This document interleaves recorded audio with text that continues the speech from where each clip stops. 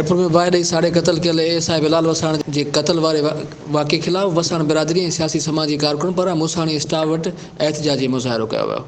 उन मौक़े ते अॻुवाणनि गुलाम मुस्तफ़ा वसाण, नादिर अली, अब्दुल हलीम, मुमताज़ वसाण, मोहम्मद अली उजण ऐं ॿियनि चयो त एएसआई बिलाल वसाण खे बेदर्दी सां क़तल करे संदसि लाश खे बाहि ॾेई साड़ियो वियो।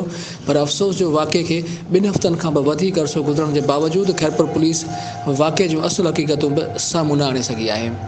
हिननि चयो त खैरपुर पुलिस जी नाअहली सबबि खैरपुर ज़िलो ॾोहनि जो गढ़ बणिजी चुको आहे। चोरियूं, धाड़ा, फुल, टगवा ऐं क़तल जा वाक़िया रोज़ जो मामूल बणिजी विया आहिनि। पर खैरपुर पुलिस सभु ठीकु आहे जो राग ॻाए रही आहे। हिननि आईजी सिंध समेत ॿियनि आला अख़्तियारनि खां घुर कई आहे त वाक़े में मुलविस जवाबदारनि खे गिरफ़्तार करे बिलाल वसाण जे खून सां इंसाफ़ कयो वञे।